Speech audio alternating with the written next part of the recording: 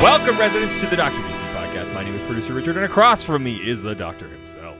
What up? Hello. I don't know, just trying something else. We're like 320-something episodes 327 or This something? Yeah. Or this will be 327 or Yeah, I think this is 328 or something. 327. Yeah. And now you're trying to switch things up? Hey, listen. As if it's going to help. Listen, in a relationship, sometimes you got to spice things up. Look, what we've been doing is working. That's how we become podcast award winners. Yeah, that's true. We're up for nomination. Now you want to start changing things up? Yeah. We already got the nomination. Oh, yeah. We're up for the win, though. Yeah. Don't you fucking ruin this for me. Oh. I need this.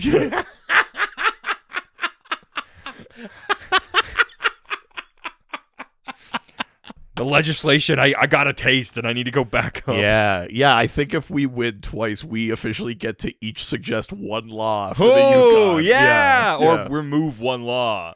Oh, yeah. Yeah, you're pretty specific. Interesting. Look, I'm just saying, if they stopped making the schools around me, it would make things a lot easier. Sorry, the thing, you're just going to change zoning laws. Yeah. You can't build a school near me. No. The laws against me The way you sense. phrased that made it sound like the schools are built too close to you. Yeah, that's So what I'm saying. what you would change is you'd build them further away. Yeah. So you're admitting to like the kind of sexual predator thing. Yeah. And you think it's incumbent on the government to build things further from you. Yeah. Not to remove you from that situation. I think the law in the situation is probably for the best for everybody. Right. I just think that the schools need to be farther. It's everyone's best interest, but Man, it's such a it's a real convoluted joke. Joke? Yeah, joke. Each week we talk about the weird and wonderful world of DC while fielding questions from listeners like you. 2 weeks in a row we've done that. I think it's become a Fully derail it mid-intro. Mm-hmm. Yeah. It's kind of becoming our thing. Yeah. Working pretty cool. Yeah, vote for us. We got news. What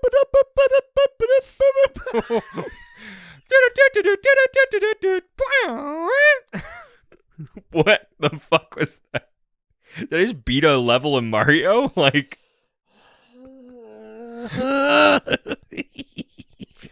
first piece of news. Squibbity beep beep beep Yeah, beep beep. there it is. Just the scat in your heart, you can't let it go. Yeah. Not like the scat on that boat.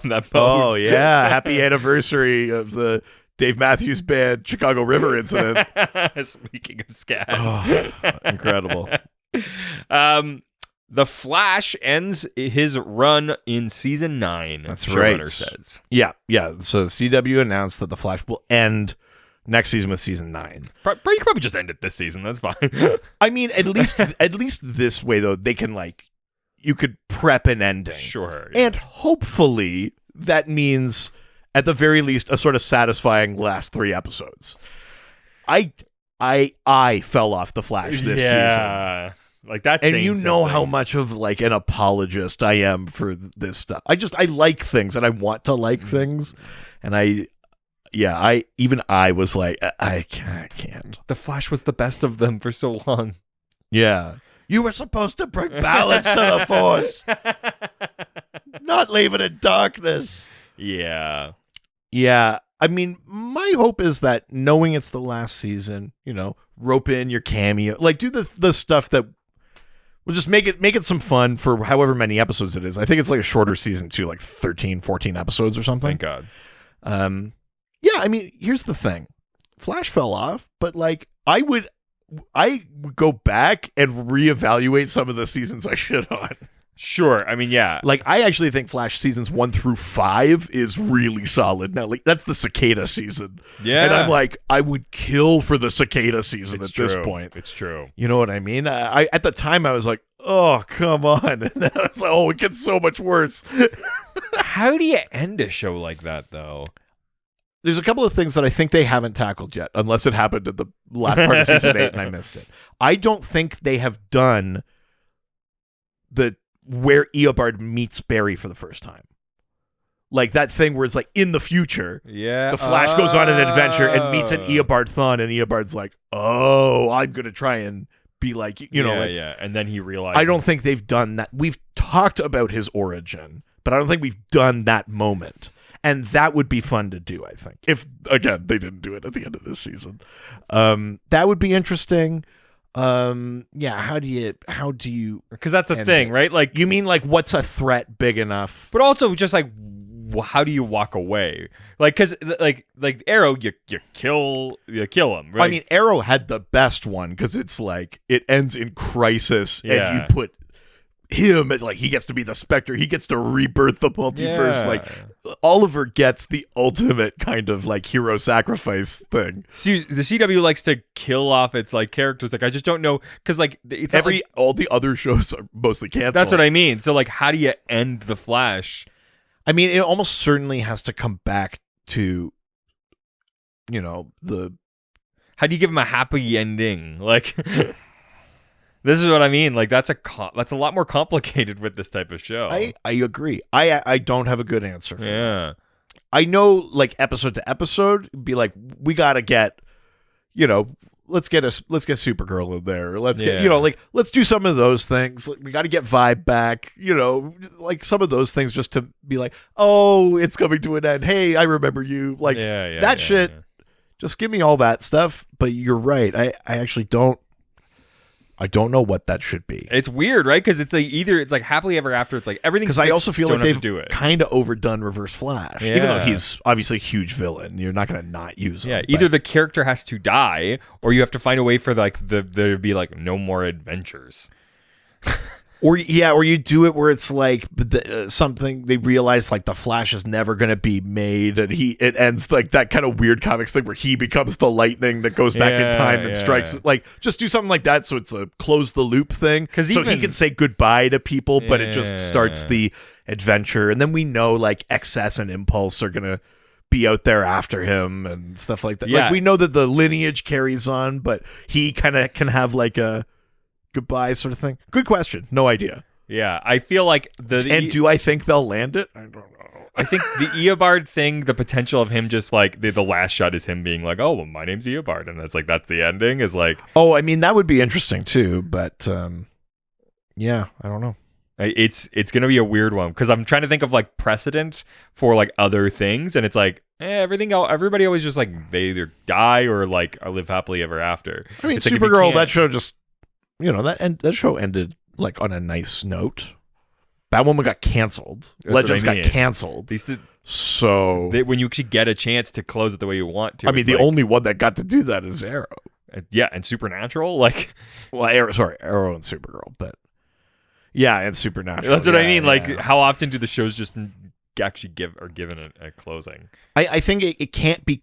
It can't be an end of the world thing. I think it has to be personal because 100%. The world is already gone. We canceled all the shows. Yeah. So it has to come back to that. So that's why I pitch like he realizes he's the lightning, and so he has to say goodbye, teary goodbyes to Joe and Iris and all of them, and be like, you know, time to start all over again or whatever. And he goes back and he becomes the Speed Force and he saps himself and it sets everything in motion. But yeah, I don't know if I would find that satisfying, but it's the only type of thing that I think works. It has to be about his story. It can't be about the universe. Exactly. I think. And there's no real precedent within the comics because the comics either kill him or like bring him back. Like, or when he does die, Wally is there. Wally's been gone for fucking years. You just show up and be like, I'm the Flash.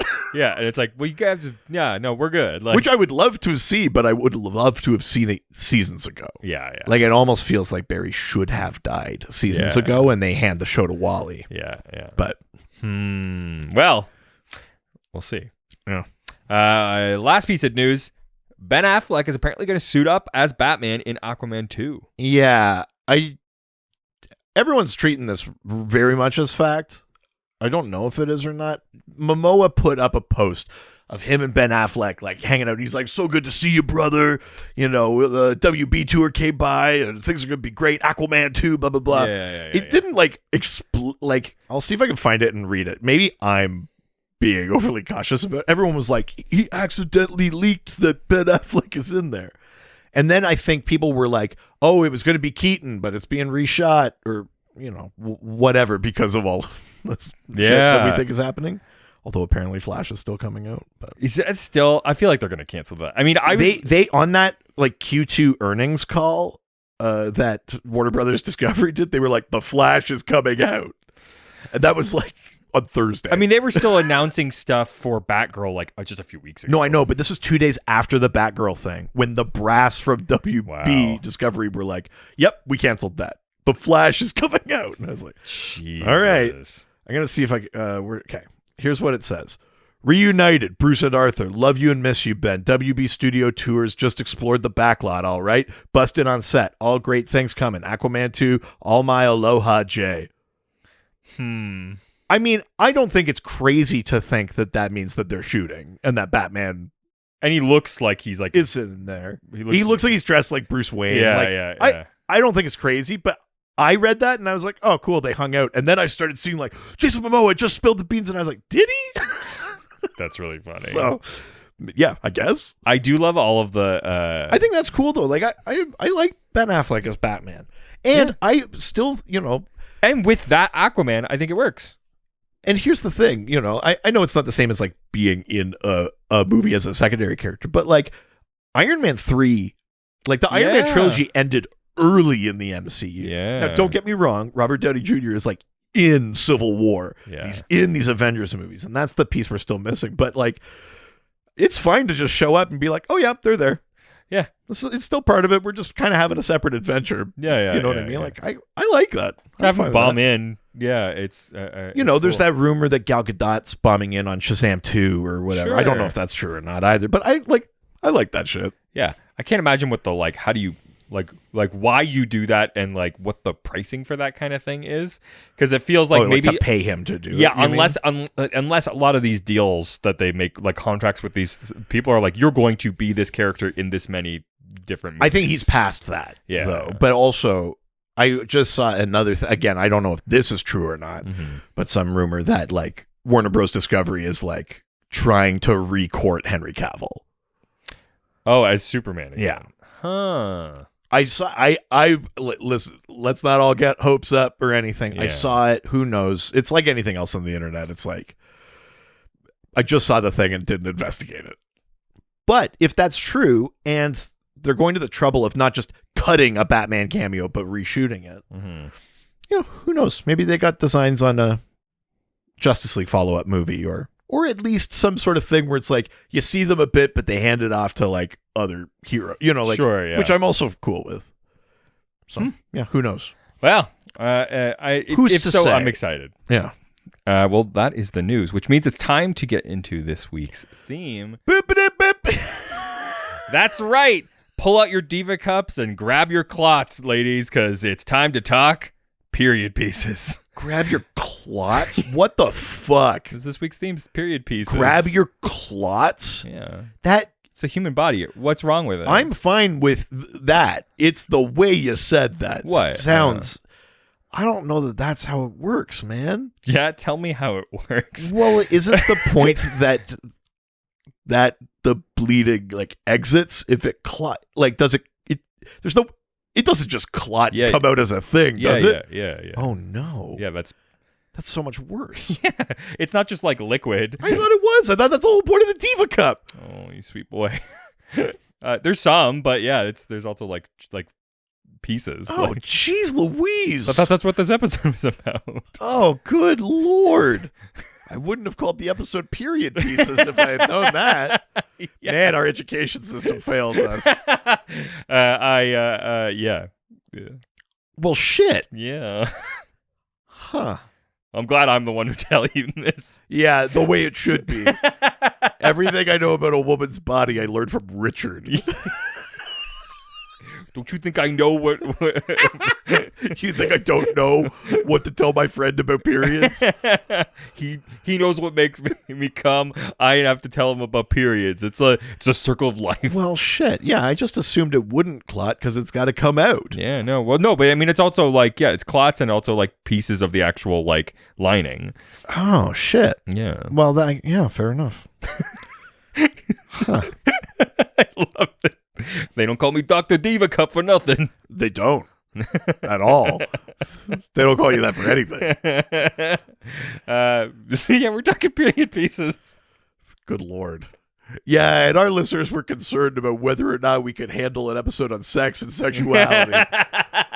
This is the sort of tasteful conversation you could expect from a theme that nuanced. Much like the lining of the multiverse. Yeah. Hey, slam Bradley's period wipes.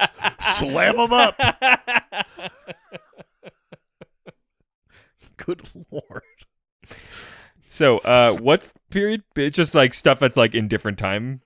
Do you not know what the phrase period piece means? I do, but I want to know in context to DC. Oh, yeah. DC's got lots of Elseworld books and other stories and just things that are like anchored to an actual moment in time. Like your Gotham by Gaslight sees. Yeah, and also even just in main continuity, comics have this very fluid timeline, right? Like what year did Bruce go see a movie at his parents' time? Yeah. That's constantly shifting. But other things don't. Like the Justice Society always fights in World War II.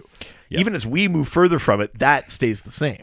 Yes. So, there's not like The Simpsons where they suddenly are like teenagers in the 90s. Yeah. They're teenage, like Homer is a teenager later than. Yes. Yeah. So weird.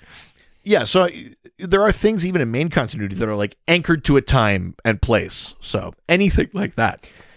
That's what we're talking about here. Well, very exciting. We got a lot of questions for this, so why don't we jump in? Let's do it. All right, we're going to Facebook. Going to the face and the book. Going to the Facebook. You keep my hands off your goddamn carrots, because we're talking about John's peas. God, Jesus. Keep my hands off your carrots. Yeah. Because we're talking about John's peas. Yeah. Okay. I think it all adds up. Yeah, sure. You don't even know what periods are. Get out of here. I do now.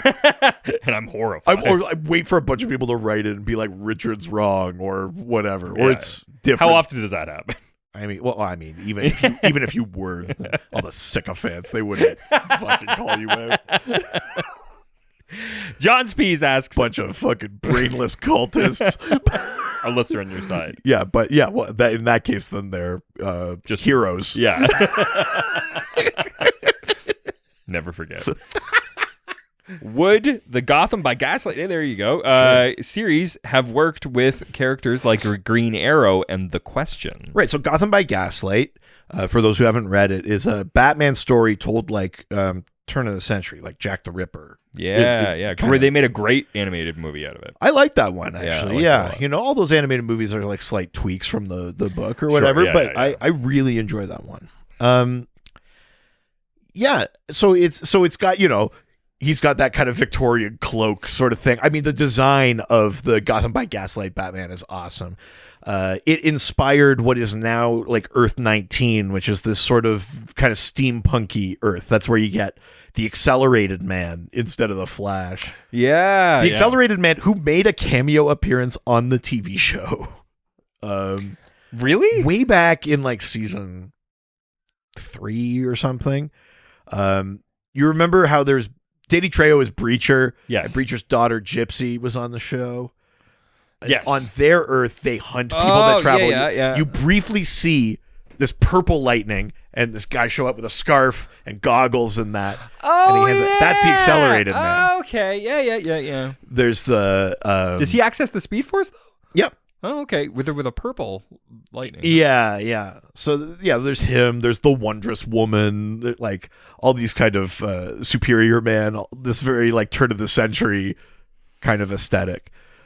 So, I mean, that Earth has sort of been expanded out to have more things on it. It's not necessarily a one-to-one with Gotham by Gaslight, but that's kind of how it works. Could it work? Could something like that story work with other characters? Like, especially, the picks in this question that John brought up, Green Arrow and The Question, those are some of the ones that work best. Yeah. It is a little funny to get into the powers and stuff like that. Yeah. You could do the original Green Lantern. Because on the Green Lantern animated series, they introduced a character called Steam Lantern. Oh. Even though you already have a character that's like even more so like old timey with the original. But even Alan Scott's not that old timey. I mean, not that far. If you put him in that space, I totally different. I mean, you're right. It's only 40 years difference, but Yeah, I mean, I think it works great with characters that are sort of grounded like that, where their technologies are largely transferable. That's the thing that works great about Batman. It's like, yeah, he doesn't have a computer, but he's got the gadgets. He's got ropes. He's got hooks. He's, like the shit you expect from Batman so he can climb and, whatever. You could do that with Green Arrow easily, I think. A sort of like, especially because that turn of the century, you think of like the bleak industrialism of it, right? Yeah. Green Arrow, especially as like a sort of like pro-labor, like I think a Green Arrow story in that time period would work really well, especially if you lean into like, what kind of world are we going to turn the 20th century into? Machines and like soot and blah, blah, blah. And to have someone like Green Arrow come in and, kind of fight for what's right. And what's right is, non-exploitative labor and all of those kind of things is like kind of interesting to have the question, someone who like largely dresses like a gentleman, but they have no face and you kind of see them peek out from. I think that aesthetically works great. Do I have a pitch for what those stories are? Not necessarily, but totally. Characters like that work really well. I think it gets harder the further away you go, but the other thing is like, I don't know if they ever specifically address this, but like the superior man, the Superman of what that world would be. Yeah. Is not necessarily as strong as our Superman. Yeah. He might be closer to like, he's faster than a locomotive. He's, Sure, yeah. Like the classic Superman. Those kind of things where it's like, yeah, that's better than us, but not, you're not like moving galaxies or shit like that. No, for sure. So I think you can always find a space to adjust and make it fit. The thing that is the big selling point for me is that like aesthetic, and especially in Gotham by Gaslight, the idea of like the murder mystery. Who's the greatest detective? It's Batman, and so now you get all these kind of cool element. The theatricality is somehow more theatrical when it's a cloak, like a riding cloak instead of a cape. Like you're actually heightening all of the pulp things by moving it back a few decades. It works so well. All of those things that kind of have their roots in like the 30s and 40s in comics. Now you go like, oh, it's so much fucking cooler when it feels closer to like, Arthur Conan Doyle, like Sherlock Holmes and shit like that is really neat. Yeah, I think it works better in some of those. Yeah. Yeah. That's awesome. Yeah. All right, let's go to the next question from Braden Keddy, who asks, does the Justice Society work better as being set in a 1940s golden age setting or as predecessors to the modern age heroes? Right. I mean, in a way, they kind of do both. The Justice Society, obviously, because those characters were written in the 40s. That's when they took place originally, right? So they're the Golden Age heroes. They fought during the war, all of that kind of stuff. And then, DC put them on Earth 2 when the Silver Age started, and they were like, these characters are on Earth 1. And they'd have their crossover events, and they would get older and things like that. But the question is kind of, do they work best in that era as the, like, in the 40s as the wartime thing, or do they work better as people that maybe experienced that and are now around as the sort of elder statesmen on one Earth with the Justice Leaguers and stuff like that? Do you have a preference to that? I think I'd rather them like in the past. Right, like actually see those adventures. Yeah, I think that's more interesting, and like that doesn't change, and that aesthetic really works really well, especially with the characters that like the types of characters that they have developed. And I think it works well with their personalities and everything. Like I don't think I would want. Yeah, I don't like the shift. I think it's interesting if you have like sometimes like they pop over. Sure, yeah, but yeah. See, the thing that I like about the Justice Society is they've really evolved into being the most kind of like legacy-oriented characters. Like their own series where they're getting older. Some of them are still active as heroes, but they've got younger proteges, or some of them are like retired and someone else has taken over for them entirely. And it's kind of this like this interesting mix of those things. Stargirl does an interesting version of that. Yeah. Stargirl is one of those, having, Atom Smasher, is kind of connected back to the original Atom, Al Pratt. there's a bunch like that. I mean, how many Dr. Fates? Sure. All that sort of thing.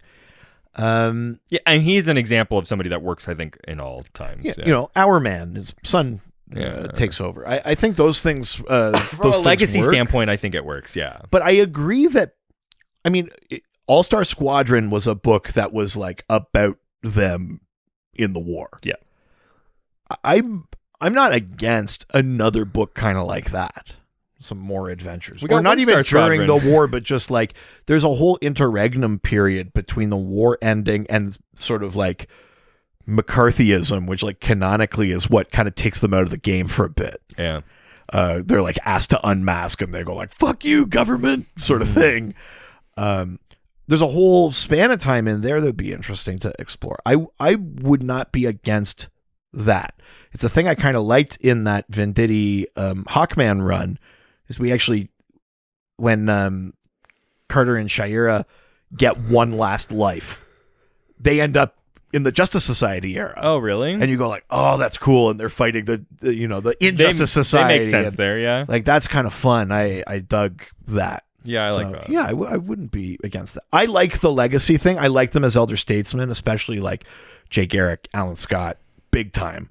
You know, so I like having them in the way they are in, but that I'd be totally down for like the younger years kind of book. Yeah, more of that because All Star Squadron. Yeah, I think I wouldn't want them anything for farther than like legacy mentors. I wouldn't want them like it's like the same, like they transported time and now they're just the Justice Society exists and they are like young again and fighting in modern times. Oh, I mean, listen, I know that they've gone through their own. I know so many like aging and de-aging. Yeah. I just don't. But yeah, I know what you mean. You don't want Alan Scott to be the Green Lantern. No. You want him around. Yeah. And I want to be able to go back and have those adventures sometimes. Yeah, totally. That makes sense. All right, next question comes from Kyle Sovi. Oh, it's like I'm waiting to see what joke you've got queued up. Especially when I go, oh. Yeah, it's got to be good. I will remove the T, and then you don't understand it, that I am actually spy. Sovi is S-O. Oh, Soviet. It works better when you look at it because it's Soviet with just out the T. It's fine.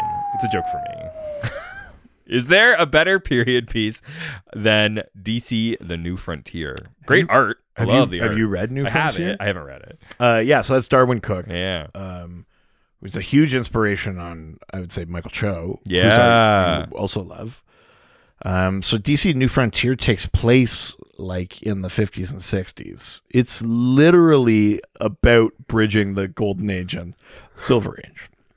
You know, in that book, they position Superman, Batman, Wonder Woman, characters who do exist from the kind of an earlier era, as the ones that are active, and then the book puts you in the sort of in the position of Barry Allen, who gets his powers, becomes the Flash, Hal Jordan, who gets a rig, becomes Green Lantern, and Jean Johns, the Martian Manhunter, who is making a place on Earth. He's teleported there. Dr. Urdell dies, and then he is making a home on Earth. Yeah.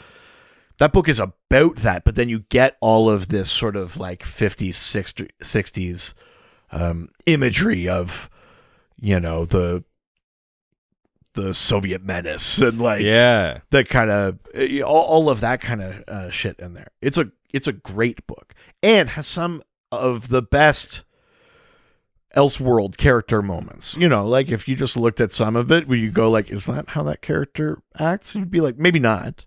But it's so well constructed, I think, as an Elseworlds book. Sure, yeah.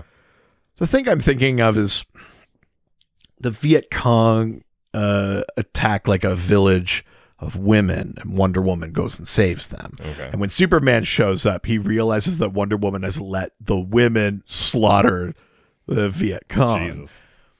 And Superman's like, that's not okay. And she's like, they shouldn't have like done it. Like it's like they hurt these people. I just saved them or whatever. Yeah, but she's a little maybe too hands off, kind of on that. But I love the aesthetic of it, and you know, I also like how many characters get brought in, and it's really about the Silver Age. Challengers of the unknown. Some really early Silver Age characters are a big part. Of New Frontier. I love that. Ray Palmer, the Atom, big part. Like I said, Barry Allen, Hal Jordan, John Johns. Like it's such a celebration of the 50s and 60s, the thing that kind of exploded superhero comics again. Yeah. And so it's a great book. You're right. I mean, it might be one of the best kind of period piece comics because it is anchored in that time. And it's a really nice whole piece. Yeah. And it's a really kind of complete piece.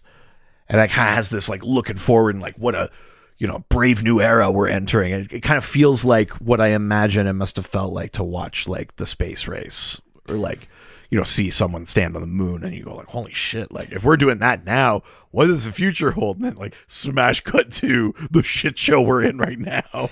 It's funny. I've been watching that show For All Mankind. Oh, sure. And it's all about that. Right. But it's like a more hopeful version of that. Right. This is the one where the Soviets win. Yeah. Right. Yeah. So the war, so it doesn't stop. So it just like keeps going.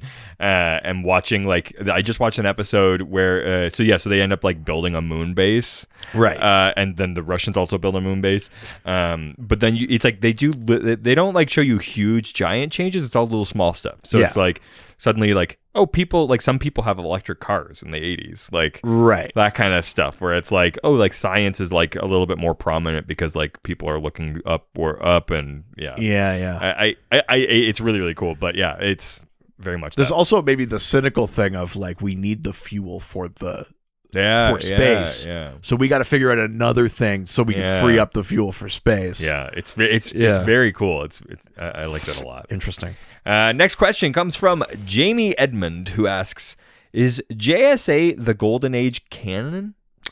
Right. So JSA the Golden Age is technically like an Elseworlds story. Oh, okay. This one is basically about McCarthyism. Mm-hmm. It's about those Justice Society heroes who fought in the war and things like that. It's about them kind of being like their integrity called into question. And you learn that like the bad guys are like in disguise good guys. There's kind of a new hero program. And you learn that one of them is the Ultra Humanite who put his mind in Tex Thompson's body. Mm-hmm. And the other one, the new superhero they made called Dynaman.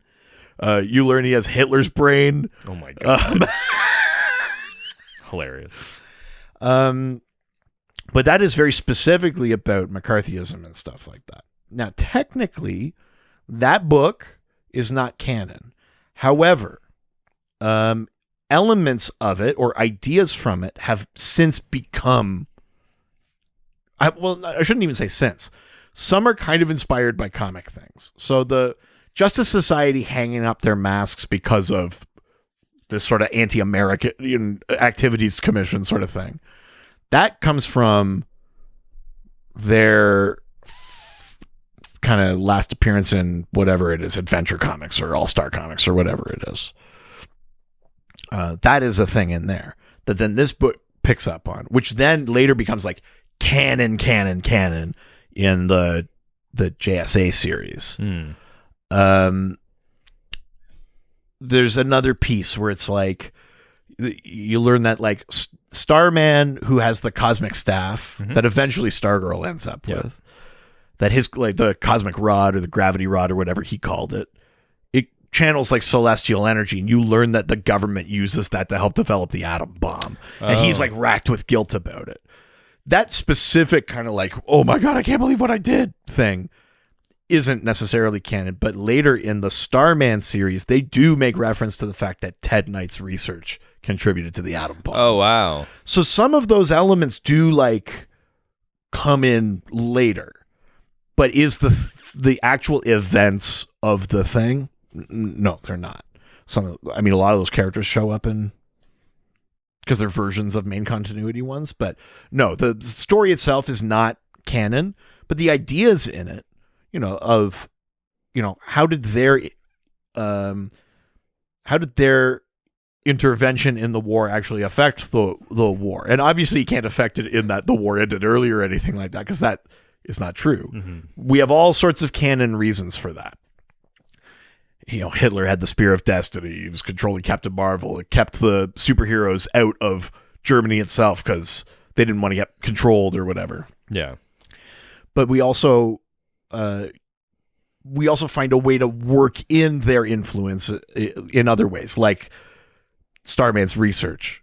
Because the atom bomb really is like a kind of quantum explosion of our understanding of the world, right? You think of like 30 years earlier, there were barely planes in the First World War. Yeah.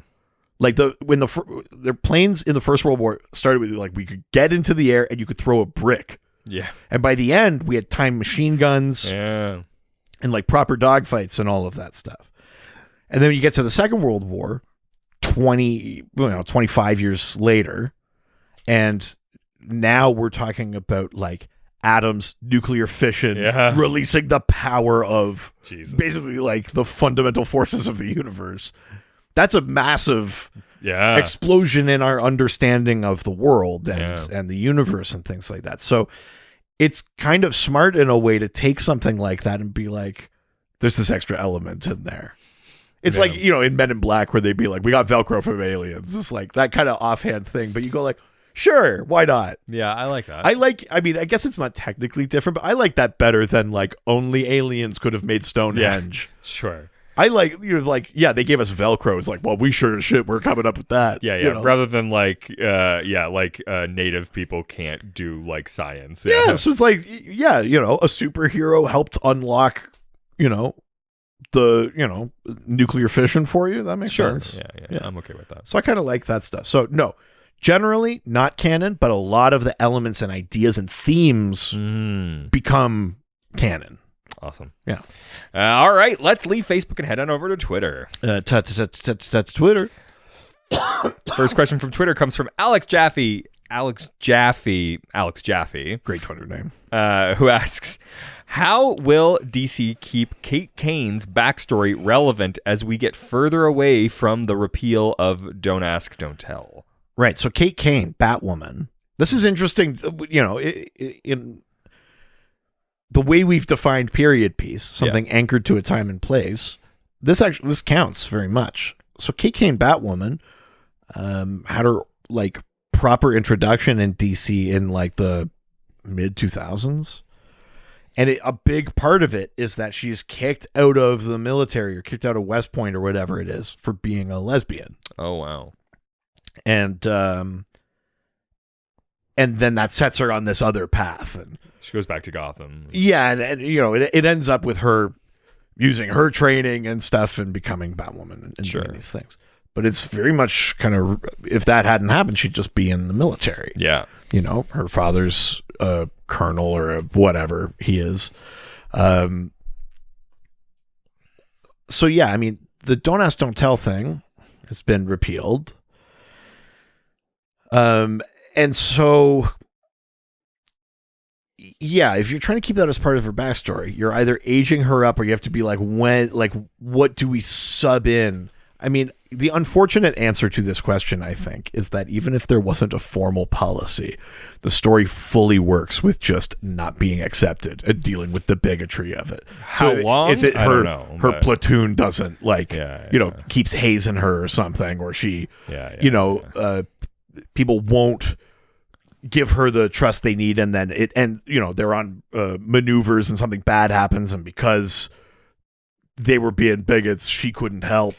Someone dies. Like, I think there's always a sub in that activates the like hate bigotry even thing, and that, I mean, that's a super sad thing to say, but unfortunately, I actually think that's a very easy thing to accommodate. I don't know that you needed the official policy to kick off her arc. I think even outside of like her sexual preferences, she's still a woman in the military, which probably can't be. There is that as well. There's a lot to explore. A few layers to it. Yeah, totally.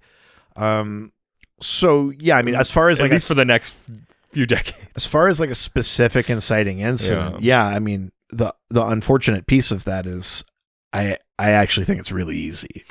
Long term. Maybe not. Hopefully, that becomes very difficult. But But then, let's imagine the world where this is a problem that doesn't connect. Sure. Let's imagine we're Canadians watching John Q. Yeah. And we go like, why is this? Just go to the hospital. Yes. Let's imagine that. Then I think it's more about, that there's a big part of Kate Kane's personality that is just like she has a moral compass and knows what's right.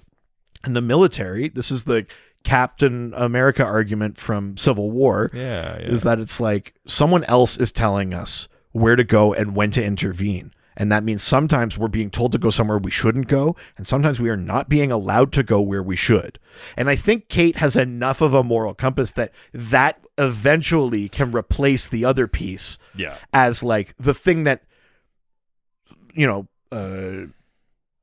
becomes like the motivator for the independence and the sort of rogue agent. Because she also doesn't run to Bruce. She operates as Batwoman. He's like, hey, wait a minute, that's mine. She's like, she flips him off and goes, I'm Batwoman. I'm unaffiliated. I think there are even in best case scenarios for the world. I think there is a way that her story still works. But certainly in the meantime, I don't think you need a policy to tackle the idea of bigotry and things like that she would have to face. Unfortunately. Yeah. All right. Next question comes from our favorite religious representative. Ooh, Chris Chan. That's right. Who asks, how have superheroes in the past affected the present? Does DC try to contrive scenarios so that regardless of what happened in the past, the present remains the way we understand the 21st century to be, whether within the DCU or IRL? Right. Well, here, I'll use a very concrete example that's relatively modern. Okay. Doomsday Clock. Yeah. So this is where, in DC Rebirth, they allude to the fact that the reason continuity's been so fucked up since the New 52 is that it's Dr. Manhattan's fault. Sure. He did something, but you go like, what did he do? And why? Yeah. And whatever. Yeah.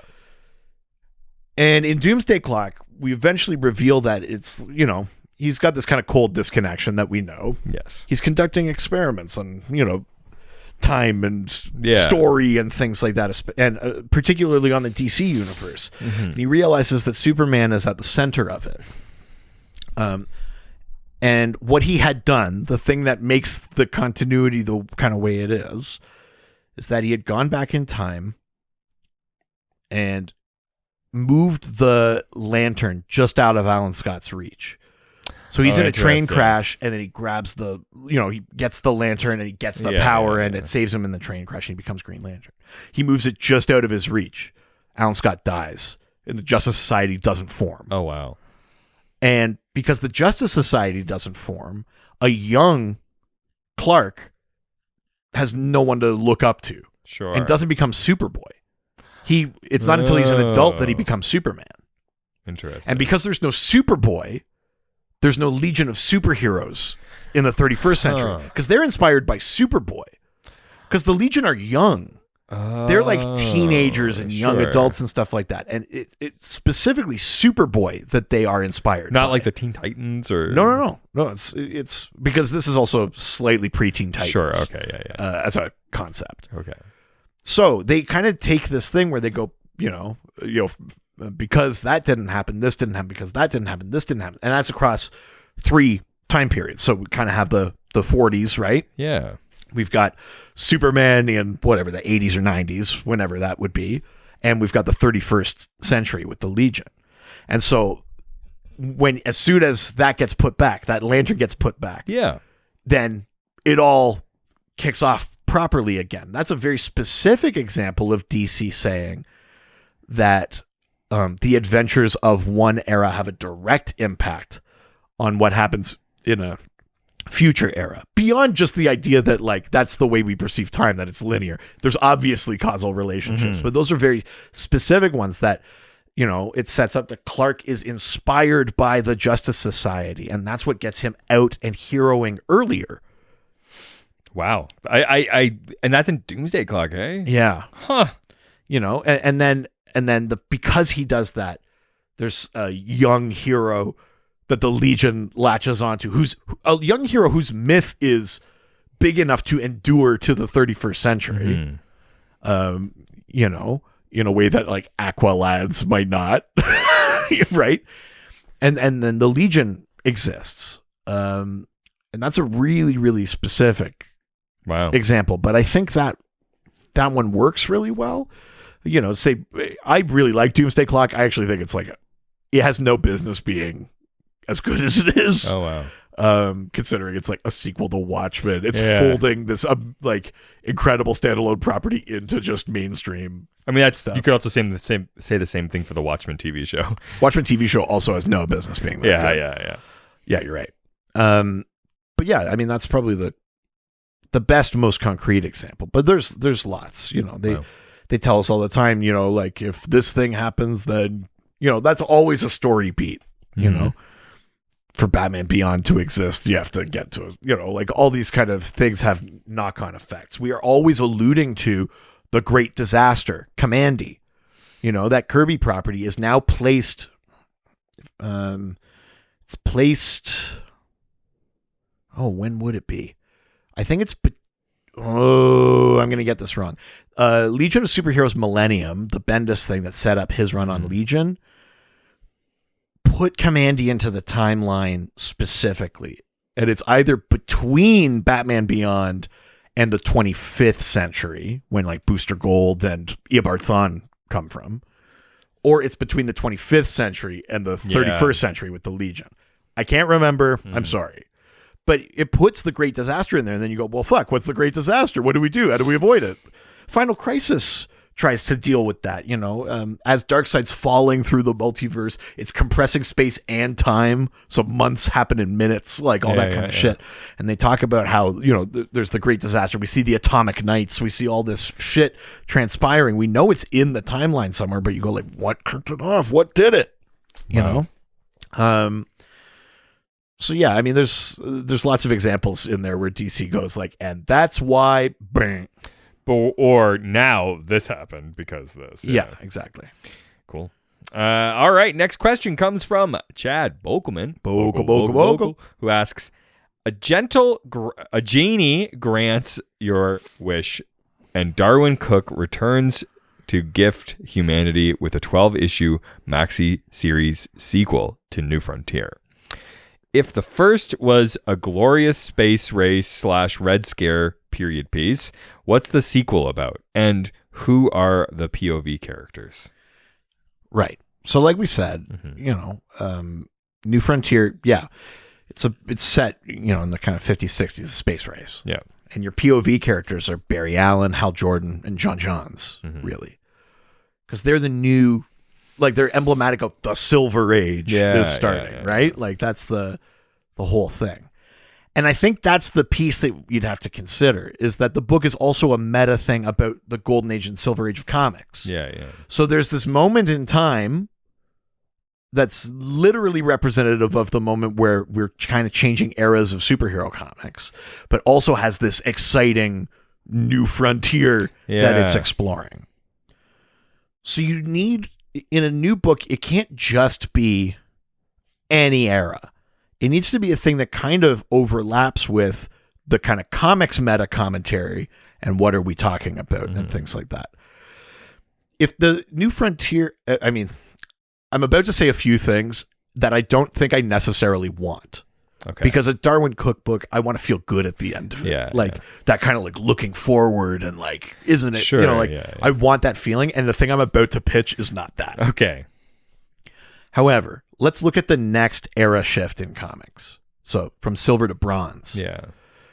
And that's marked by a kind of murkier understanding of morality, you know?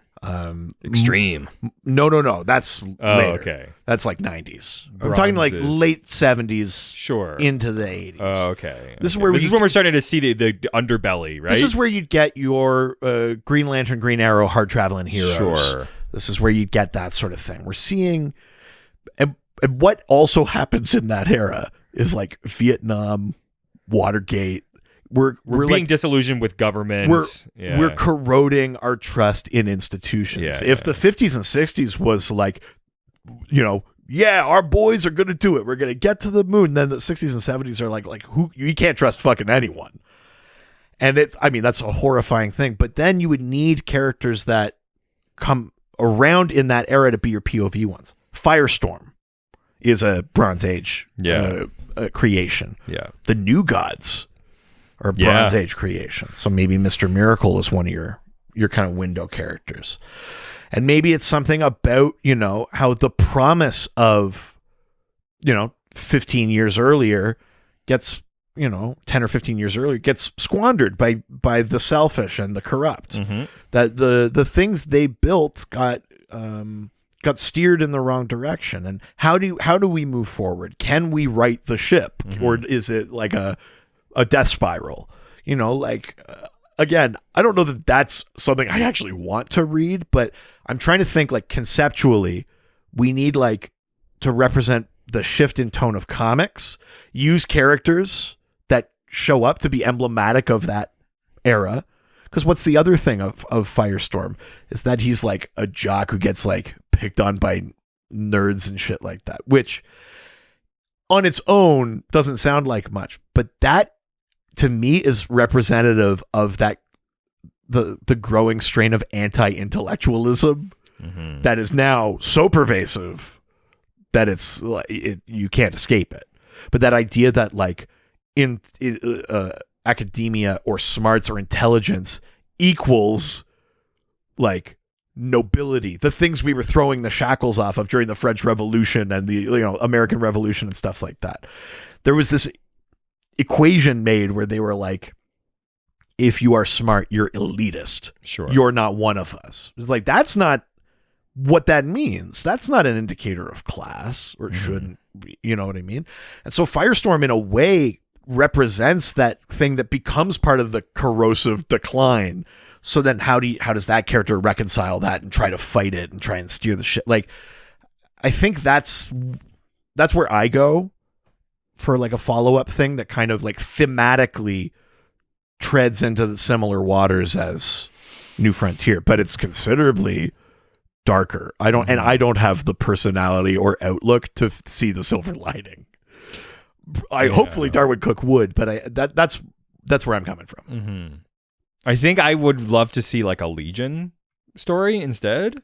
Oh, so just go. It's let's show the future that we were talking about. If we just if we keep going, it's okay. Well, we got to that New Frontier, right? Right. And you could do it from more of a social impact perspective, and it's hey, and really show take where we are right now, I think, with society, with this divergent communities and having these very much broken communities throughout the world, and on the just on the outskirts of that, basically, where it's hey, we're getting out of that, and now we're seeing the fruits of all of this labor towards social justice and things like that. And you tell a story that's more about that, but using Bouncing Boy and the Legion and stuff like that. Yeah, that's kind of interesting. Because then it still works within. Are you still setting them in the 31st century, or are you saying you'd put them in the mid-late 21st century? Yeah, probably something closer. So you'd to make that, it a closer to where we are now, but that's just the outside of that. But you can still do that because it's those characters. You can still do that art style and still make that sort of that. Sure. That thing. I think that works really nicely. Interesting. Yeah. Well, there's the only thing left is to reanimate Darwin Cook. Or just Michael. The only thing left. Michael Cho. It's I'm talking to a brick wall. It's you don't want to reanimate one of the greatest comic creators. Not that I don't want to. It's great. Well, then stop bitching about it. Let's do it. I just think we're too worried about if we could and not worried if... That's the only thing I'm worried about. Ability. Yeah. All right. Next question and last for Twitter is from... That goes Cray? Ain't it, Jay? What's she order? Fish fillet. That's right. It's the Cray goes. Oh, man. Pete and Kim Kardashian I know. Slightly disappointed about that. Are you okay? Me? Why am I? Well, I just know you cared a lot. Did I? I don't know. It's you don't even know me. You know what I do know about you. like any true friend. The Cray Ghost asks, why does Aquaman always get left out of period pieces? When the further we go back historically, ocean traveled and commercial trade was more significant than it is today. Is it strictly due to sales, or are those waters too creatively shallow? Right. Also, great wordplay. Love that. Incredible wordplay. I know what you're talking about. Aquaman is not usually in the first handful of characters when you do one of these, and it's set in times. I want Aqua Pirate. Come on. There is that kind of pirate one, but that's not like a period thing, right? It's also a very Batman heavy. Yes. But I know what you're saying. I'm not saying this is why it happens, but this would be my rationale for it. Okay. Is that Atlantis has been sunk for thousands of years. Sure. So long that the Amazons remember when they weren't. Yeah. And the Amazons have been removed from man's world for how long? Yeah. So Atlantis has been sunk for a very, very long time. What they advance on their own, they live their lives underwater, basically no one bothers them. What would be the point? Sure. What is the thing that actually kind of stirs them to engage the surface at all? And you got to think it's pollution, overfishing, stuff like that, which truly kind of can't start until the late 19th century. Sure, yeah. You need full-on industrial revolution to have happened. You need massive advances in shipping and what's the word I'm looking for? Boats. Yeah. You know what I mean? You need big trawlers, and you need gas and oil and drilling we're really not talking about that particularly until the second half of the 19th century, which basically means it's Gotham by Gaslight onward mostly is when you'd be looking to include Aquaman. Which you could. I'm not saying that's the only way. Yeah. But if we just take for granted that he mostly doesn't show up in other things, in these Elseworld things, I think a reasonable conclusion is that they wouldn't even notice. Atlantis is on the bottom of the ocean, and they are more advanced than us, and they live their lives. What would they care? But it's when all of a sudden it's affecting their food, their habitat, all of that. Then it's okay, fuck it. We need to see what's happening up here. It's been too long. And I think, to me, it's always way more natural to have Atlantis kind of make itself known in response to that. I know that's not really where Aquaman comes from because he grows up on land, but if you think of but why even the fascination with the surface? Why would his mother even be drawn? She obviously is trying to escape her marriage, but why not just go to a different place underwater? Why escape to the surface? So there must already be a fascination or an awareness, or there's a reason to think about them. Yeah. And to me, that feels like it's got narrative potential. Though I would love to see a steampunk Aquaman in the 30s or 20s and stuff. Oh yeah. Having the big metal helmet or something, it's got water inside of it. Yeah. Oh yeah, we get to be on land. Yeah, I mean that shit's totally fun. I love that kind of stuff. I think you could easily just sort of overlook the reasoning of why Aquaman exists for a miniseries. Totally. I mean, I think the real reason is that people want to see Batman and Superman and stuff like that, to get a period piece sold to write. And I think it's one of those things too where it's your story also needs to need the water.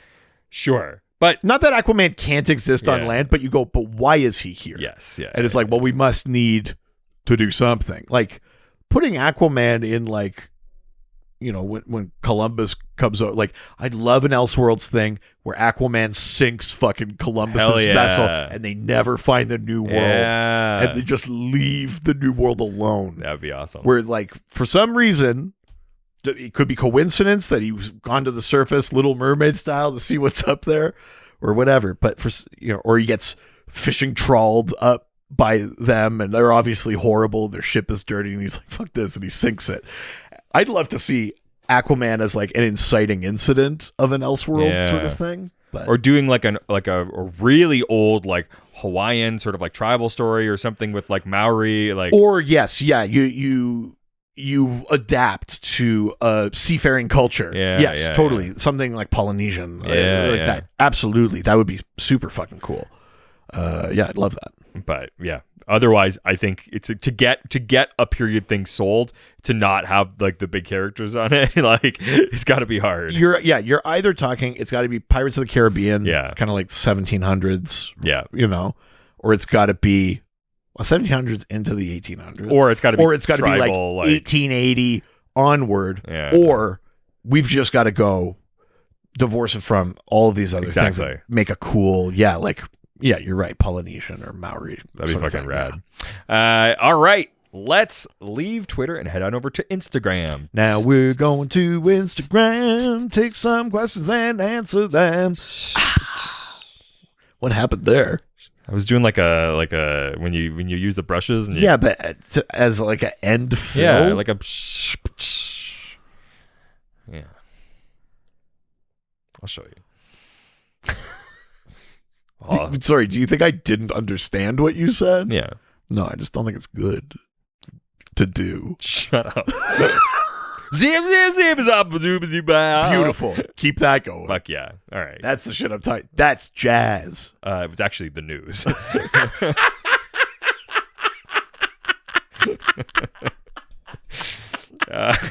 Next question comes from the most interesting resident. Oh, Andrew Delgado. That's right, Delgado Andrew, who asks, as time marches ever forward from the Golden Age, give me your pitch for Justice Society, the Cold War.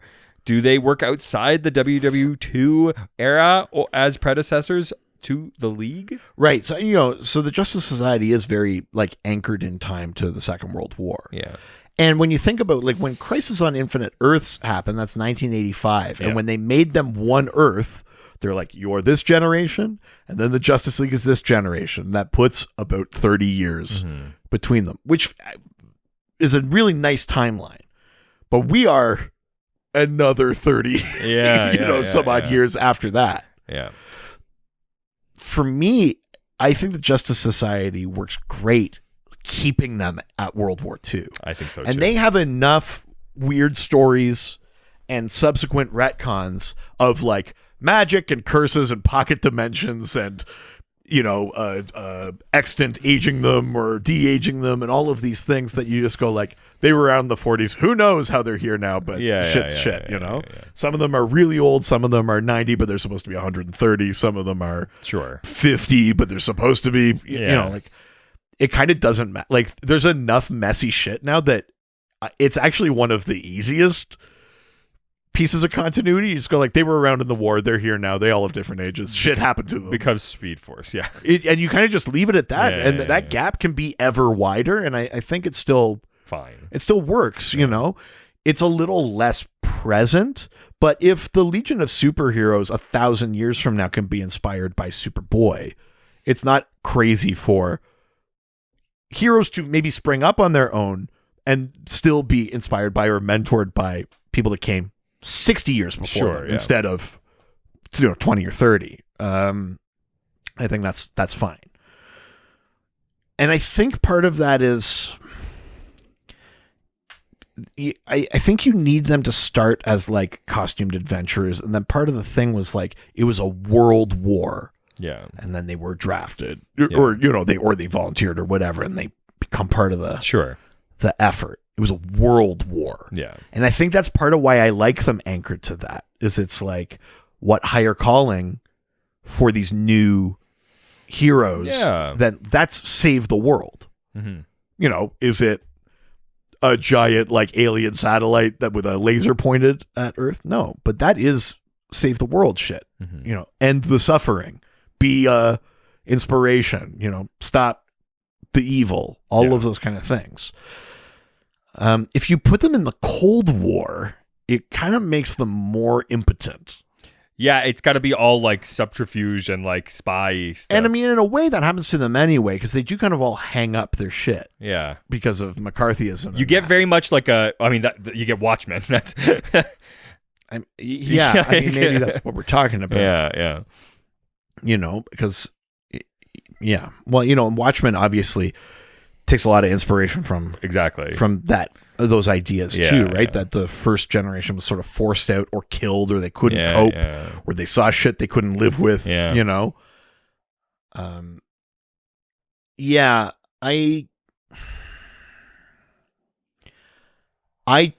don't think I like the idea of the Justice Society originating post-war. Yeah. I think they need to be around either pre or during. Yeah. And then they kind of join when the U.S. You know what I mean? Like, sort of thing. I don't know that it works for me if they start in the 60s.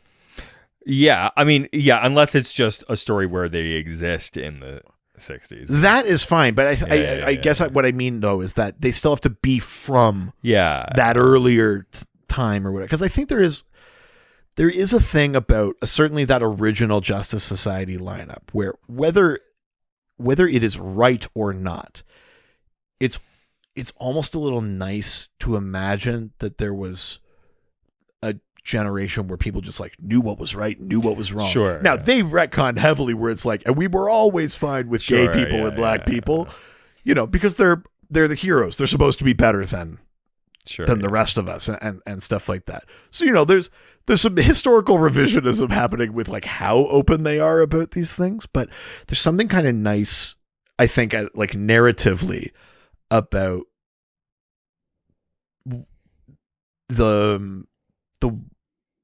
our perception of how people believed in things back then.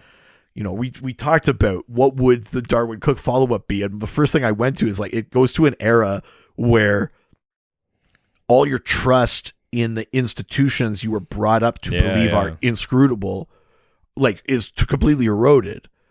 There's something simpler, even if we know it's not right, and even if we know it's flawed or whatever.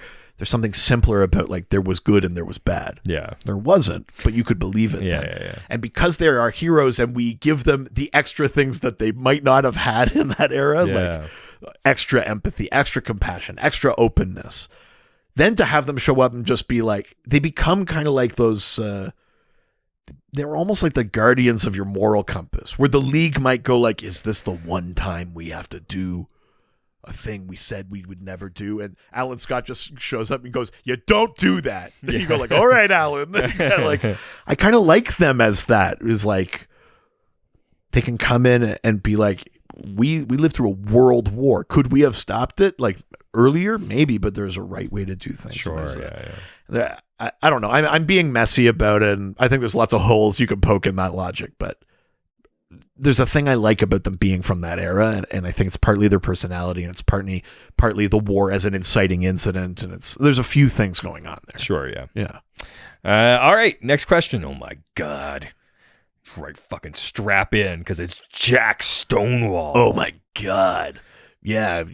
Watch out, Jill Strawdor. Nice. This is Jack Stonewall. That's right. I got pregnant reading his name. Holy shit. Jack Stonewall asks, what is a time period / setting of history that we have not seen yet? Something like Marvel's 1602? What would DC's 1602 look like? I don't know that I've read Marvel's 1602. I know of it, but I don't know that I haven't read it. But yeah, what is a time? Let's skip the specific 1602 thing, but sure. What is a time period you would want to see? I mean, I would love to see... see like as an Elseworlds thing, like where there would be a Superman, Batman, not just like what is that time period in the main continuity. Sure. Because I mean, I want to see... I would love to see time periods that... I guess it could be either. I shouldn't be putting that on it. But. Yeah. But there definitely are time periods. Like we have like... If you go way back, you get superheroes. But if there's like this weird muddled middle where it's like discovering the new world, and you're right, there isn't really any heroes. I mean, the thing that I don't know if it just happened organically or if it was a real conscious editorial thing over years, but basically the middle era, like everything pre kind of mostly the 20th century. 20th century is like the dawn of metahumans, kind of like science heroes, or heroes whose powers are based in an idea of science, genetics or things like that. There are obviously metahumans that are older than that or whatever, but largely that's what we're talking about. And so before that, most of the people you get are magic based. You know, there's this is not 1602. This would be more like the 6th century, 7th century, kind of like after the fall of the Roman Empire, like King Arthur times. And that's the Demon Knights was a New 52 series, and it was like Vandal Savage, Madame Xanadu, Etrigan. Like you get this kind of like group of like medieval characters, and they're doing King Arthur shit, and they're fighting, but they're all basically magic based. Vandal Savage gets his powers from like an asteroid, like radiation, but largely those other characters they're tied to the world of magic. And so do you know what I would like to see, what you could do if we're doing not 1602 specifically, but around that era, is if you do the quote discovery of the new world, heavy quotes, but we get like what's Aztec, like Aztec the character, because Aztec the ultimate warrior, ultimate man, whatever he's called, has this technology, this suit and this helmet and that's been developed over time, but it all comes back to a prophecy about Quetzalcoatl and Tezcatlipoca, right? And that we need someone. So like if you go back far enough, what version of technology do they have? Is it a computer? Is it like a kind of like that, or is it like an earlier thing that would then morph into what we know as Aztec in the 21st century? Like what hero is there waiting to like repel conquistadors and stuff like that? Like that might be kind of interesting if dealt properly. Could you do like a sort of remaking of a character like Dawnstar or something like that within that time period? Right, I see what you're saying. Well, the Dawnstar thing is, because you actually do that character in a really interesting way. I mean, you could, but there's other characters you could use that are of that time, and don't have the alien element. I just think that's the thing that makes it different. I mean, because Dawnstar's planet are essentially like relocated Native Americans. Yes.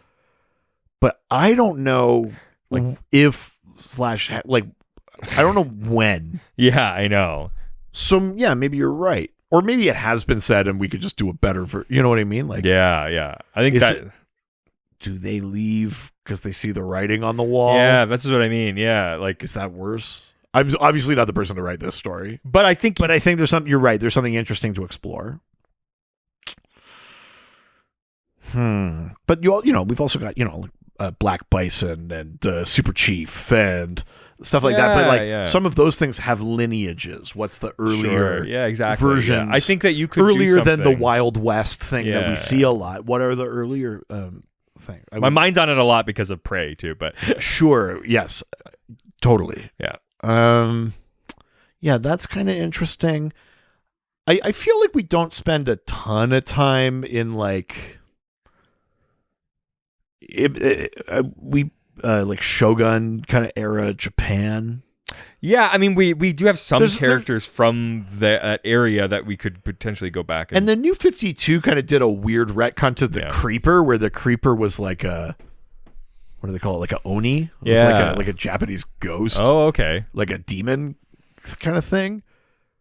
But it's still like I feel like there's, I mean, here's the thing. Something interesting in that era, or like it's partly eras, and it's also partly, can we not look at Europe for a bit? Well, that's the thing. Can we do like, India in the 1200s? Let's look at something really interesting. Because I mean, if you were going back to like Gotham by Gaslight period, but then you went to India and dealt with like the British like Revolution and stuff like. Yeah, I mean, there's that too, but there's also the idea of we could remove ourselves entirely from the equation and see like who are maybe there's like a whole host of magic heroes in India, and we just their history has been erased for us too. I think it's for me, it's not just my answer to this question is it's not just the era, it's the location, it's also the geography. Yeah. Because you could do I'm saying Shogun era Japan, and I think the instinct is to be like, that's so long ago, and it's not. No. It's the same eras we're talking about. Yeah, exactly. The movie The Last Samurai takes place after the Civil War. Yeah. It's like 1870 is when that movie takes place. Crazy. So it's a thing we don't think about is like the historical concurrence of some of these cultures. And I think shifting the geographic lens is just as big of a narrative boon as changing the era. I think you could do a really interesting like gladiator type thing. Like I will say ancient Rome, I would like, and that's sort of like antiquity is sort of underused. Yeah. And it feels to me, it's all about like heroes and like the I think we only think it's like not underused because Wonder Woman talks about it all the goddamn time. Sure. But how many stories are actually set? Yeah. I feel like you could do even like a period type like characters from now then like yeah. Because it's all, you're talking about costumes, you're talking about heroes, like it is all of those things. Like, right, like Supermanicus. Yeah. I think you could very easily do that. Like yeah, he comes from like a different world, but it's just like across the ocean. Like, Gaul. Yeah. I think you could do that. Yeah. I totally know what you mean. I do weirdly think that's underused. Yeah. But again, antiquity is all over. I know. Yeah. We actually get. I mean, not that it's been done culturally particularly well, but we get so much goddamn ancient Egypt. Yeah. Between the Hawks and Black Adam and Dr. Fate and Blue Beetle, between all of these characters, so much fucking ancient Egypt. Totally. It would be cool to like let's just look over here. Yeah. What was happening in Babylon? Fucking Mesopotamia. Some of the cradle of academic influence. The people that invented our fucking numerical system. Yeah. What was happening there? Yeah. Super interesting. How come Kandak and that gets shifted to Egypt? Yeah. And not there. That's true. Yeah. I think there's lots of opportunity still. That's my thought. All right. Next question comes from Multi Sanchez, who asks, has there ever been an anthology series showing the Justice League of different eras?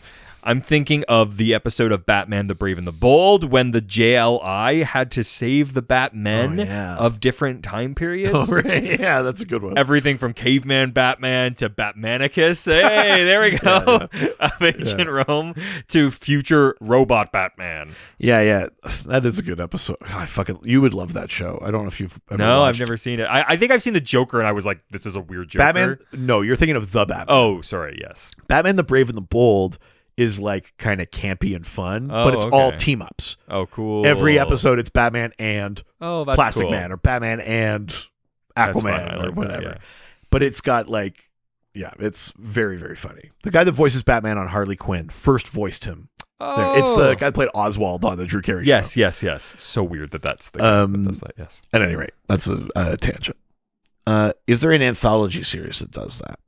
Not in the way that you're imagining. No, I mean, not as an anthology series. Not where it's like, and this issue we're looking at, Brazil, 1740. Yeah. Like, ooh, caliente. Yeah. Ooh, capoeira, Batman.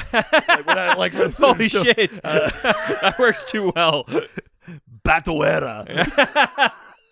Oh, also time period and stuff like this. The Spaniards coming like to like South America and stuff. Well, that's what I mean with Aztec, right? Like, who's like there on the shore to fight fucking whatever the fuck his name is. I can't remember the I know what you're Spaniard. Talking about. I can either can I. Sorry. Cortez. Yes. Right. So not really an anthology series like that, but we have dealt with the idea of either the Justice Leagues of different eras teaming up, like something like DC 1 Million.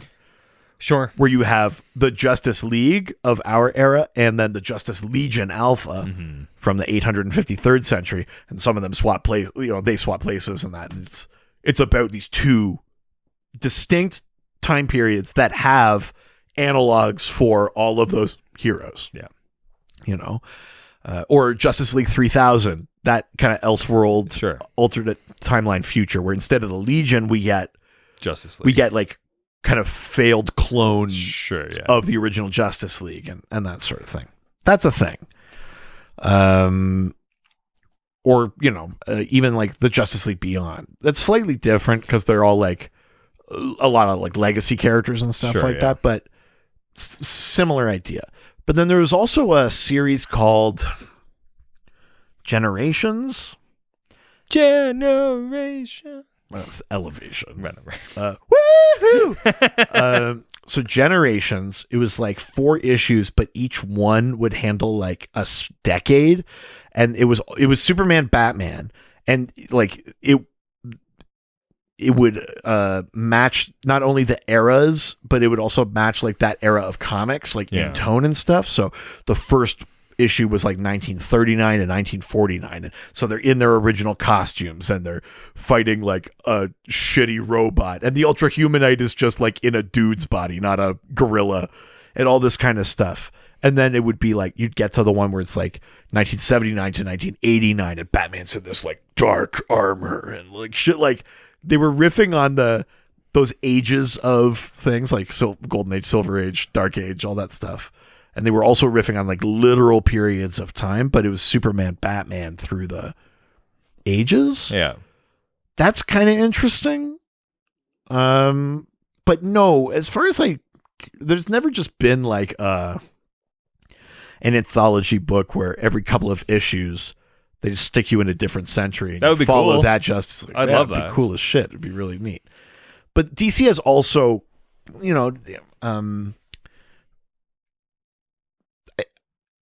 I think you run into the thing where in DC's mainline continuity, there's actually not that many eras that have a Justice League.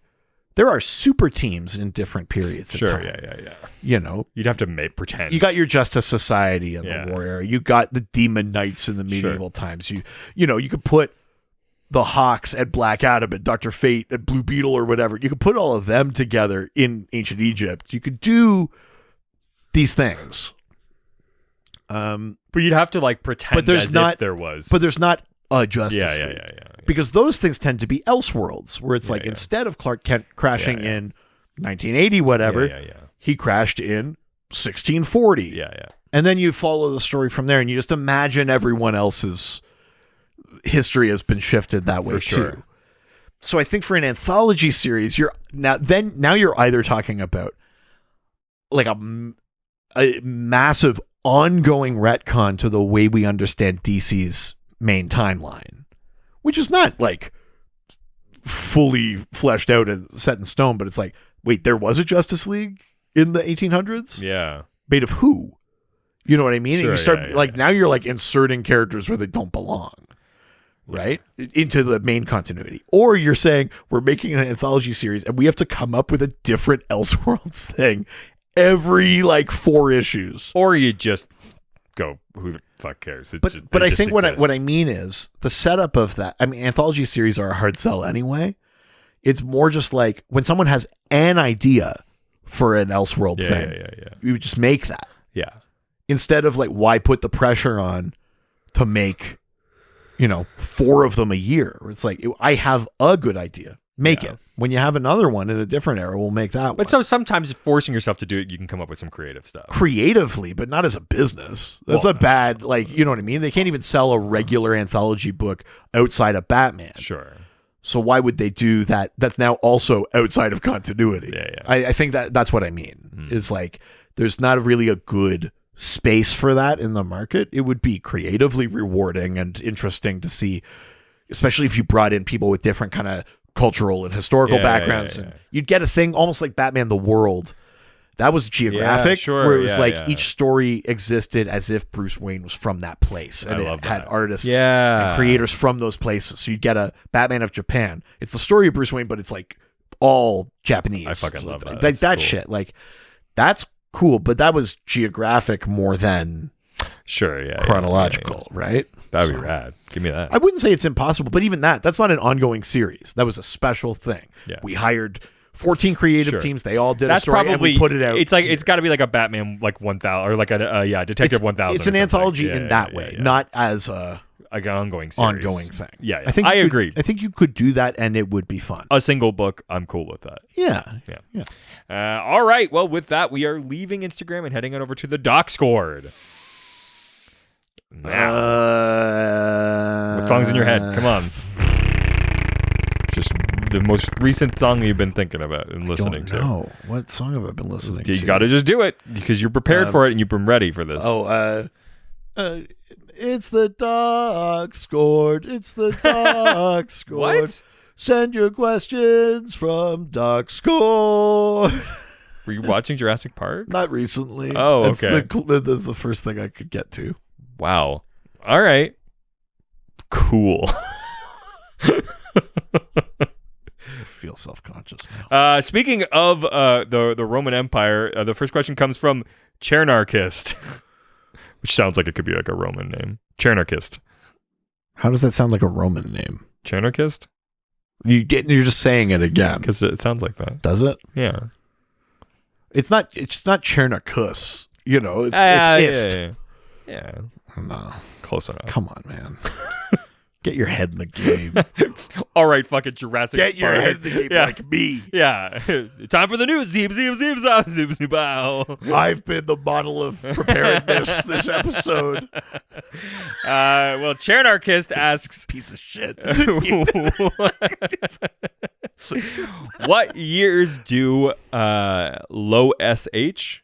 LOSH? Legion of Superheroes and Batman Beyond take place? The biggest difference between the two feels like the presence of aliens, but technologically they feel similar. I mean, you're not wrong. I mean, part of that is like a limit of human imagination about how much can be accomplished in 1,000 years. Yeah.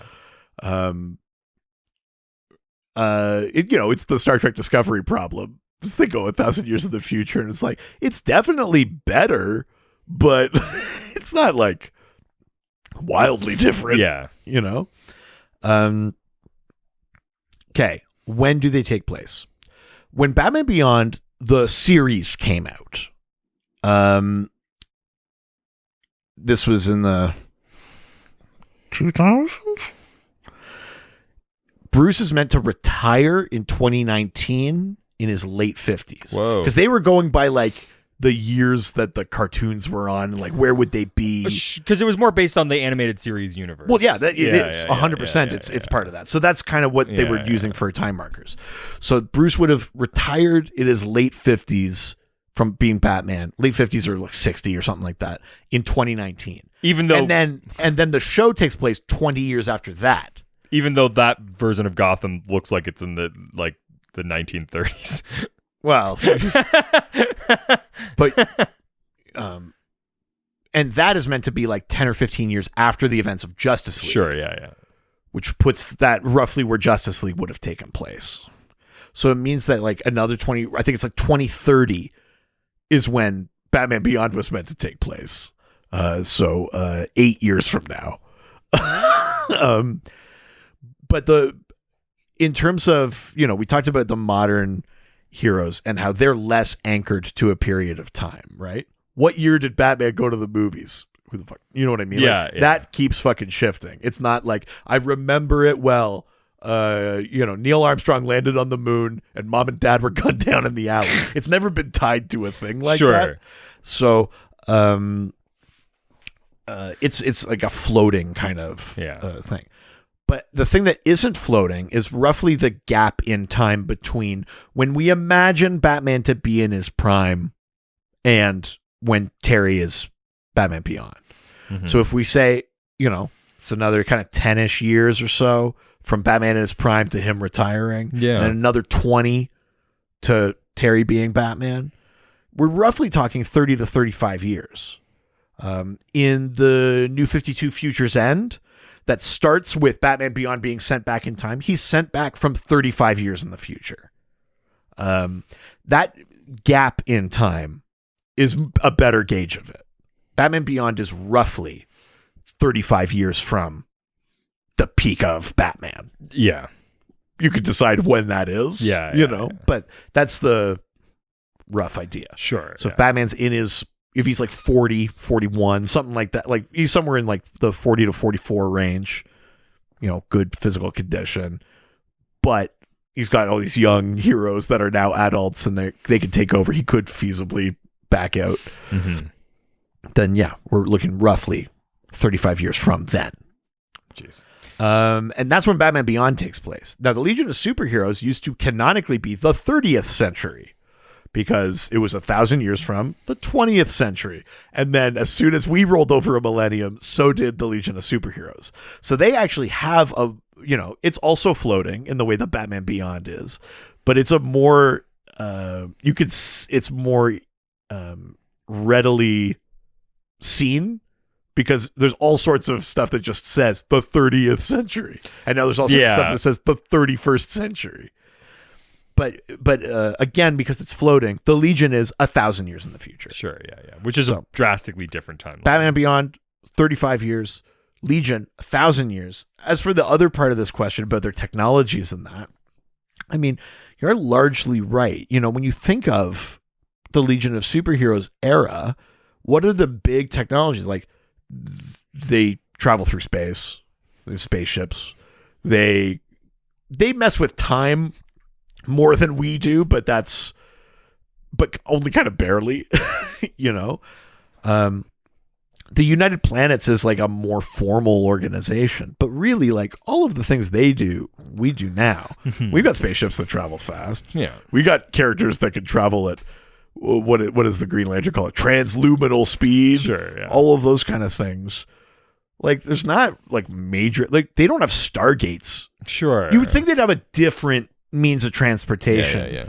For the Legion of Superheroes, it'd be like, don't use the thought machine. Sure, like, there'd be some weird bullshit.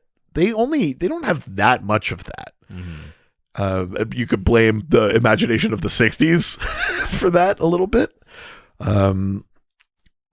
Yeah, I mean, the bigger thing that kind of indicates that stuff has changed is like a bunch of planets that are represented there we see nothing of in our era, and a bunch of planets we see a lot of in our era aren't there. Interesting. Like, where the fuck is Tamaran? Yeah. What the fuck happened? Yeah. You know, where are the Green Lanterns? They're gone. Yeah. But then also vice versa. It's like, where's Bismol? Yeah. Now, where are all the Matter Eater lad fuckers just eating? Yeah. What happened that, like, unless they just, like, they were deeper in space, maybe? Yeah. So, I mean, I think Chernicus is right. You don't feel like the technology is sufficiently advanced. But again, if you go to that Bendis Millennium thing that set up his Legion run, they build in, at least on Earth, things like the Great Disaster and stuff like that almost acts as like a little bit of like your Dark Ages, and then you have to come back from that. It's maybe an excuse, but, you know, universe wide, why isn't stuff more advanced? Great question. No idea. Yeah. It doesn't really add up. And then the fact that with, like, I still think that the animated universe, like, technology, and then where Batman Beyond is, doesn't make sense either. Well, but your mistake is thinking that the Art Deco design equals when it was set. Yeah, because, like, the vehicles are that. They just look like that, but they have cell phones. They, like, Justice League is just like set. Justice League is slightly different, yeah, but they're all the one continuity. But it's weird because Gotham looks like it's got like fucking Zeppelins, like. but again, it's just you're right, but it's just the aesthetic. Sure, and it's actually a thing I like about Gotham, like the show, was that they kind of did that. It was with clear, like the 70s more. Well, but here's what I liked about it. It was clearly set modern. They have to have cell phones. They have to have computers. They have all of that stuff. But because they're like, we're a prequel, they gave little like visual hints that it's before something else. Sure. All of their guns are revolvers. Oh, sure. Yeah. Instead of autos. Yeah. All of the phones are flip. Sure. They did these little like visual things that aren't specifically like pinned to one era, but they're like clearly before now. Yeah. And I thought that was like such a clever thing for them to do. They would use phones with cords whenever they could. They would do these little things to let you know, like, this is before. Yeah. But it was never like a period. Yeah. And I always thought that was that's true. A nice little bit of art direction. Yeah. I did watch some like documentary when that show was first like being made. Yeah. And like they took a lot of care with that kind of stuff. Yeah. Yeah, like the hats, the way the suits fit, the fact it's that a lot of different before Michael eras, Chiklis shows up in like a double-breasted suit, and you're like, when is you do kind of have that question. I it's a thing I really liked in that first season of Gotham. I was like, man, this show will never lose me. And then like cut to 9 episodes into season 2. And I was like, this show lost me. Yes. All right. Last question from Yokro, who asks, why have I never heard of Joe the Bruce, aka the Batman, before? Has Joe the Bruce ever come back into the fold of the DC universe? Joker sounds nuts, like Gaga, Lady Gaga. Ha ha ha ha. See what I did there? First of all, this Joker sequel is like a movie for no one. No. All the people that like loved that first one aren't gonna want. I don't know what this is for. Yeah, and the people that might be into the subversive idea of a Joker musical probably don't want anything to do with this particular world. I don't get it. It's a movie for no one. Yeah. Glad that that's happening and Batgirl isn't. Joker. Joker is like a weird ass book that I'm gonna butcher here, but it takes place in a future. I can't remember like how far in the future it's supposed to be, but there's this sort of religious cult kind of aspect to it. Every year, this thing called the Bruce, you can challenge him to a fight to become the Batman. Really? It's like a cult thing. And to be the Batman, then you have to defeat the Joker. So they initiate people into the roles of Batman and Joker as part of this like religious cult sort of thing. That's like, it's like a method of power and control or whatever. And in this story, you follow the guy who's like forced into becoming the Joker. It sort of positions that role as a sort of anti-fascist thing, because the Batman is this like tool of the Bruce. Sure. Oh God, I'm really butchering it, but that's essentially the idea of it. I remember very little about it because I'm not even sure I've actually read it start to finish. Really? I know of it. I've seen bits. If I have read it start to finish, I barely remember it. Mm-hmm. But that's sort of the rough idea, because partway into that book, there is like they unearth like an old video message from Bruce Wayne. Oh, so it's like in the future, but like something as like this, whatever this kind of cult is, they've co-opted the imagery of Batman and used it for control. And Joker becomes this like this person who's the Joker in this particular year is kind of meant to symbolize the sort of like anti-fascism sort of thing. Weird. Yeah, it's a very odd book. It's just a one shot. Like it's not. I don't even think it's like a full graphic novel. I think it's like 50 pages or something like that. I might be making that up, but yeah, it's very odd. There's a reason you don't see it around. It's because it's kind of off on its own thing. It's a weird book. I wish I could tell you more about it, but I truly remember no more than that. That's all I've got. Do you know what an era it's called Joker? Do you know what an era we haven't really seen that much of is like post-apocalyptic?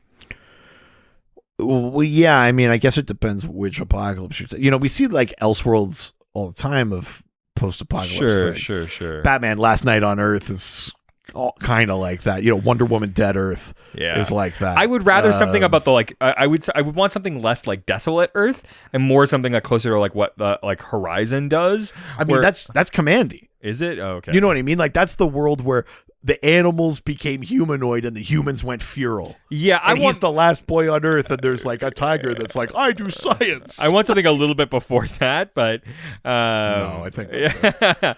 I would love. I know what you mean. Yeah, I'd love something more where it's like we have like the artifacts of the time. Yeah. And it's like, oh, there was a Batman. I mean, here's the thing. Yeah. I know it's not quite what you're talking about, but that is Commandy. Weird. Because there's a whole thing in Commandy where they find Superman's cape. Oh, that's and they're cool. like, what is the, or like apes find it or something, but they're, they're people apes. Yeah. And they're like, what is this? Like there is a little bit of like sowing the seeds of that all through Commandy. And like I said, that great disaster and Commandy have been inserted into the DC timelines at a vague point in the future. Sure. So you could do something that's maybe like, the thing in Commandy is that there's like a disease or an infection that causes the animals to become super intelligent and humanoid and causes humans to regress. That's like the part of what the great disaster is this like outbreak thing. You could almost do which one came first, Rise or Dawn of the Planet of the Apes? Whichever one had John Lithgow. Rise, I believe. Yeah. Rise. You would do like a thing like that maybe where you'd see like some of the downfall of society, and then like it's before all of like the tigers and that actually make their kingdoms, but kind of in that interregnum period, you'd have the opportunity to do more of that Horizon stuff you're talking about. Yeah. So, you find these artifacts. It's all pretty, like loose, the idea of history and stuff like that. That'd be kind of neat. I like that. I think that would be fucking rad. I think that's the thing. I know you're real. I mean, you love Horizon and shit like that. I mean, I do too. It's a very cool idea. Yeah. Yeah.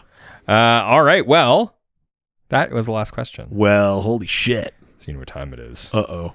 Time to play everyone's favorite game. Can you guess the name of the character based on someone who's not read comic books can describe that character to us? Pissed about macaroni. Fuck. Oh, God. I love that so much. It made me really happy.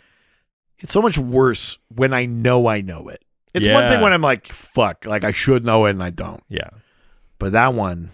It's like it was right there. I didn't actually look. I left it in Josh's hands whether that was a push or whether I got it.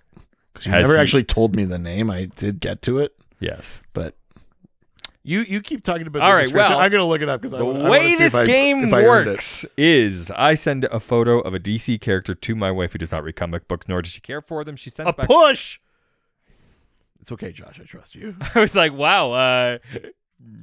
It's okay. I'm fine. Yeah, it sounds like it. I'm fine. It's the tone of a voice of someone who's fine. She sends back 4 clues describing what she sees. Right. Are you ready? Yeah. First of 4 clues. First clue. Black hair evil vibes. Could be anybody. Black Alice. No. Black Adam. No. Why did you pause like that? I don't know. No reason.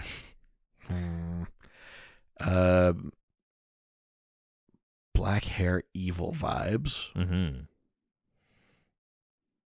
Next clue. Next clue is molded titty armor. Oh, is it like Lashina? No. Or molded titty armor. Let's see.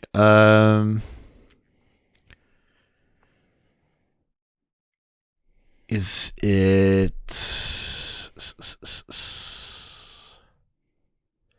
black hair, evil vibes, molded titty armor? I mean, Shiva doesn't wear armor. It's not Shiva, is it? No. Talia. No. It's armor. It has to be armor. Blackfire? No. She doesn't have black hair. She has purple hair. Black hair, evil vibes, molded titty armor. Okay.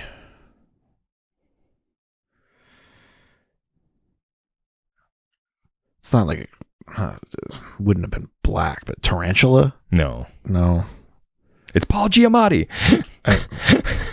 Catwoman? No. Just gotta make sure that fruit's not too low hanging. Next. Okay. Third clue. I feel like those clothes are a metal watch band that hair is going to constantly be painfully stuck in.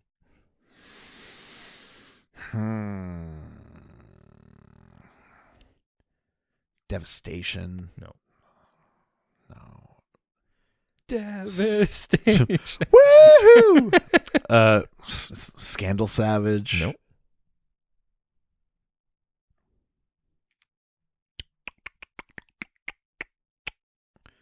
Molded titty armor. That's right, baby.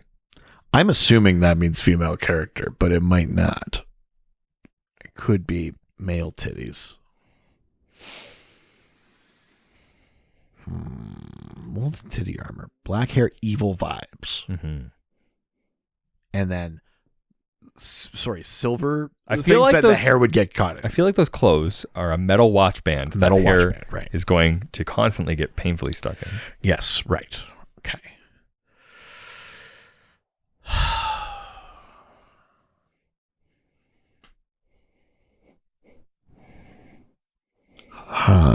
Boy, oh boy.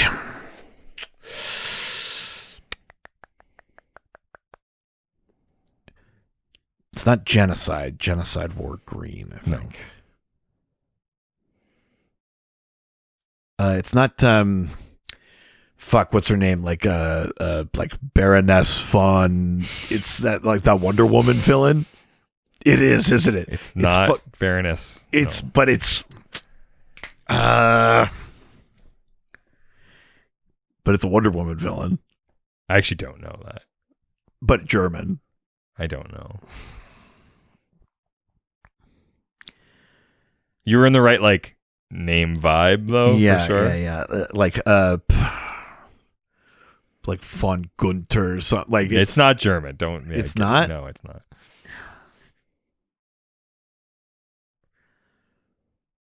Baron Bedlam? No, it's not Baron. So sorry, it's not Baroness and it's not Fawn something, but I'm close. But it's neither of those things. It'll make more sense, but yeah. So it's like a count. It's like another Yeah. Yeah. Okay.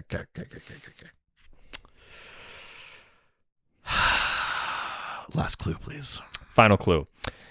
Kind of female version of Colossus.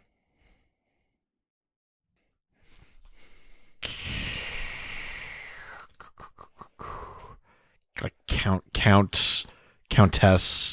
No. Duchess. No. What are other Marquis? No. Don't get too hung up on that. Lady.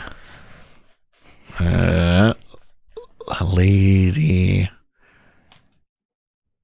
It's not Lady. I almost said Lady Deathstrike. It's not Lady. Marvel. Okay, hang on. I'm in the right ballpark, but I'm getting too literal about the title thing.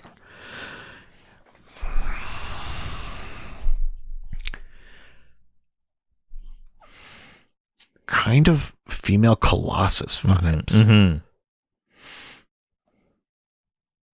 Molded titty. Okay, it's not Bombshell. Mm-mm. It's not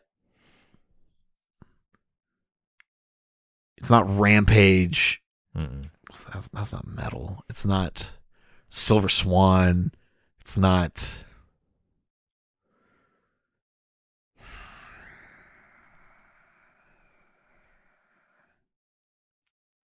I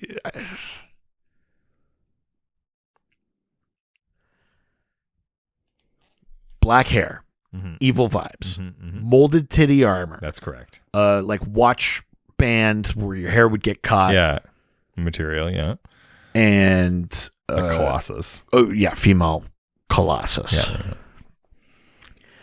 Shit, who else is like metal skin? Shiny metal skin. Steel? Nope. The Engineer? Nope. Who else has shiny metal skin?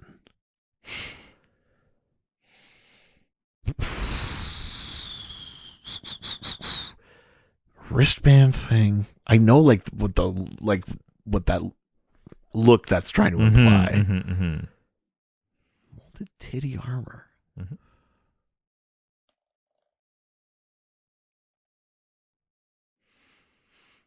love this book. Like Madam something. Madam. Hang on. Madam. It's not Madam Xanadu. Madam Rouge? That's right. Oh, fuck yeah. Woo!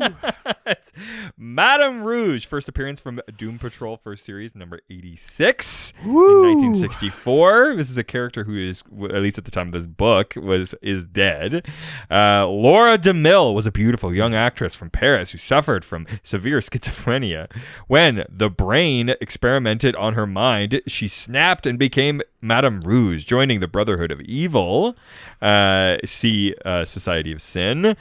Later, after further experimentation, Rouge was given superhuman powers and, along with the rest of the Brotherhood, clashed with the Doom Patrol. Madame Rouge is on the Doom Patrol TV show. She's played by that actor that's on... where am I looking? Oh, yeah. She's played by that actor that played the Master on Doctor Who.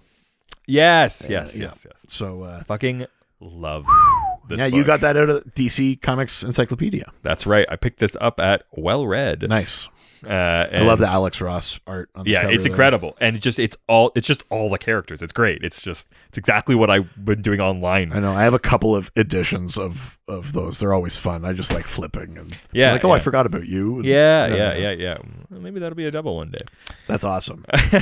Hell yeah. Look at that. Well, that you like how eventually I came around to the it's sculpted black leather. It's Madam. Yeah. I was like, wait a minute.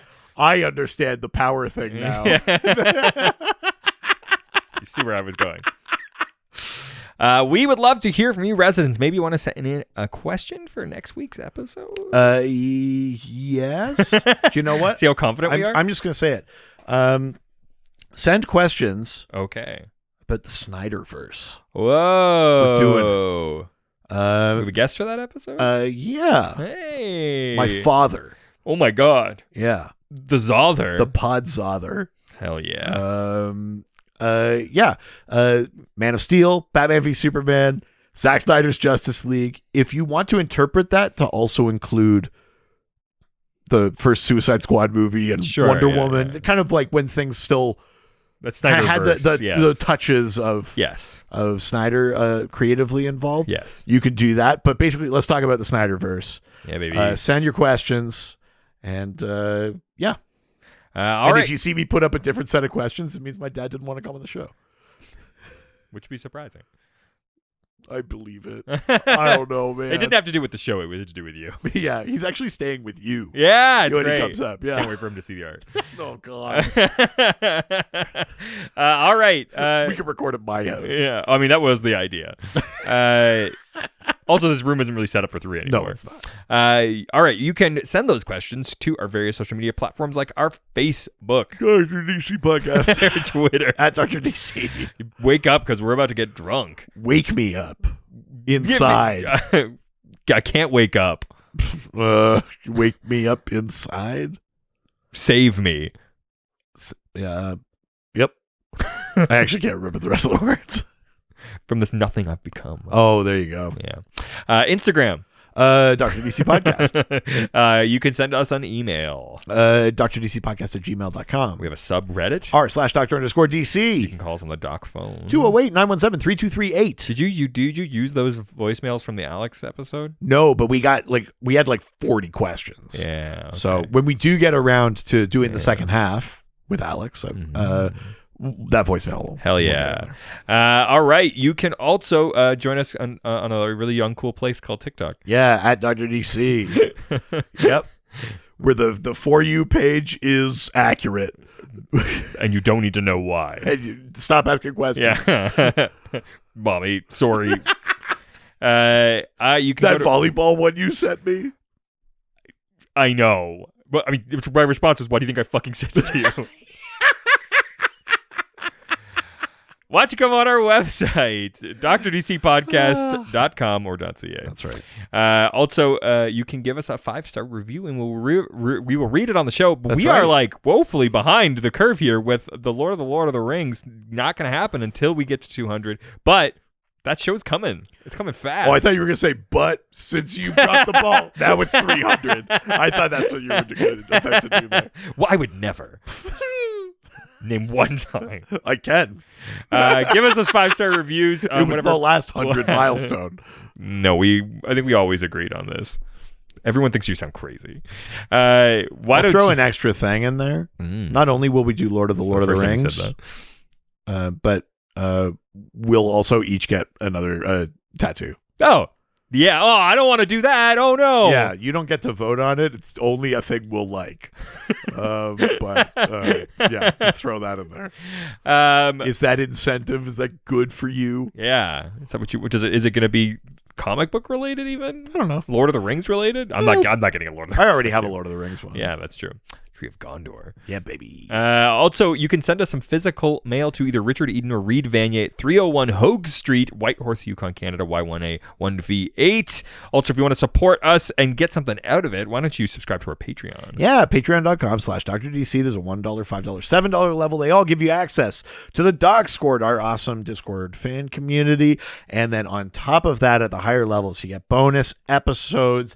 This month is Eatgist. Yeah. It's the moment you've been waiting for. It's Eatgist, and this year we're doing Canadian foods. So we're going on a tour of like unique Canadian either creations or like we only get this flavor up here kind of thing. We almost gave ourselves diabetes last week. We are going to finish the job this week. And potentially get drunk. Yeah, we did Canadian snacks last week. It's Canadian drinks this week. That's coming out on Friday.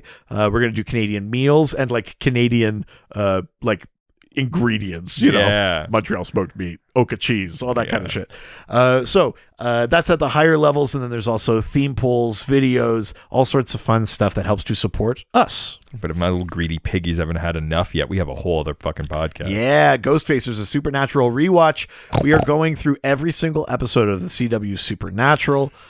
We talk about real world monster lore. We talk about behind the scenes stuff about the show. We are most of the way through season 5 right now. We are coming up to one of the big turning points in the show. Potentially the most emotionally wrecking episode of the entire series. And then the season 5 finale. Fuck you son of a bitch.